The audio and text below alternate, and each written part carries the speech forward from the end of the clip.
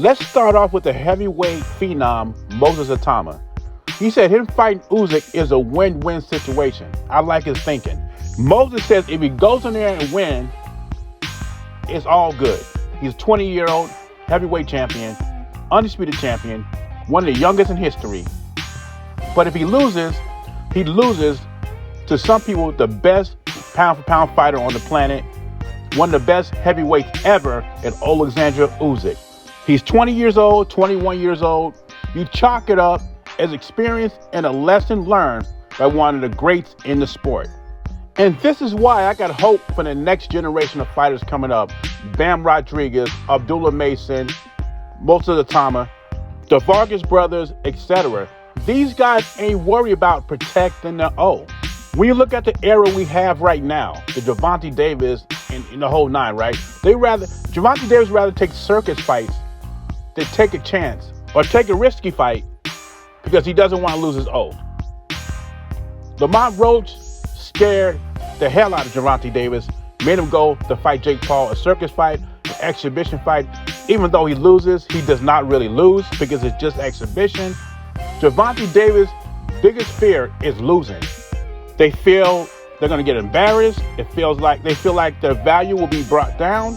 But you look at the biggest fighters in boxing right now, it's Canelo, who's lost 3 fights, and Anthony Joshua, who also lost 3 fights. Tyson Fury is kind of popular. He's lost 2 fights. Those guys are money makers, and they don't have the O. The Floyd Mayweather era is over. 50-0, that's over. And I like how Moses Itauma, he gets the message. He gets it. Even if I lose, I win. That's what Moses Itauma said. He is not worried about losing his O. He is not worried of being embarrassed. Like you said, I'm 20 years old and I'm still learning. And why not learn from one of the greats? Having an undefeated record does not guarantee that you're going to be a cash cow in boxing. If Gervonta Davis was a cash cow that everybody says he is, he would not have to fight Jake Paul to get the money he wants. The latest call out for Terence Crawford, but this guy just didn't call out Crawford. He called out Canelo Alvarez too. Some people believe Osley Inglesias is the next threat to Terence Crawford. Now his physical dimensions are crazy. He's 27 years old. He was born in Havana, Cuba. Now he lives in Berlin, Germany. He's 6'2.5", 6'3", 27 years old, 71-inch reach. So this tells me this guy is not going to be at 168 for long.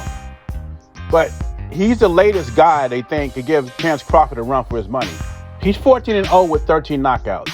But to me, he needs more seasoning. You know, they used to say the same thing about David Burrell. And since he moved up to 175, to me, he hasn't been very impressive.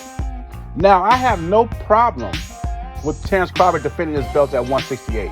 I won't have a problem with it. The haters will have a problem with it because they'll say, well, Terence Crawford wins the undisputed championships, but he vacates the belts and moves up or moves down.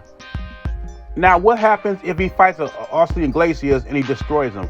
Or he fights an Billy and he beats him? What they're going to say? What they're going to say is this. They will deny it now, but if the fight happens and Crawford becomes the winner of that fight, this is what they're going to say. Well, he couldn't beat Jerome Boots Ennis when he fight Boots. Boots is at 154. Or when he fight David Benavidez, you want to prove to me that he's great. When he fight David Benavidez, there's always going to be an obstacle for Terence Crawford. Another thing is this. They talk about all these fighters they want to face, Jerome Boots Ennis. I heard Eddie Hearn and other experts saying Jerome Boots Ennis and Terence Crawford is the best fight in boxing.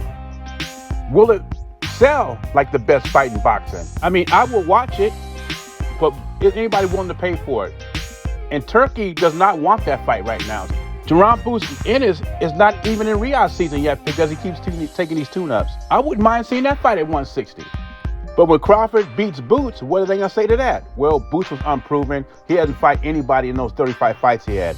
This is what they're going to say. And I see these bootlickers in a comment section calling me a bud buddy because I'm speaking facts on Boots Ennis. I have no problem with Terence Crawford taking any of these fights. My thing is this. Will you give him credit for beating the Boots Ennis, Osley Inglesias, and Billy? That's the question I have for you. Because the fact is, I have no problem with any of those fights. I don't even mind if David Benavidez comes down 168 and that fight happens. I told you before, and the people who are new to this channel, this is what I say. I'm a fanboy. I'm not a fanboy of any fighters. I'm a fanboy of greatness. I just think the fanboys of other fighters will not give Crawford credit if he beats any of those guys. They'll just change the narrative up. But anyway, leave your thoughts and comments below. Beezy, I'm gone.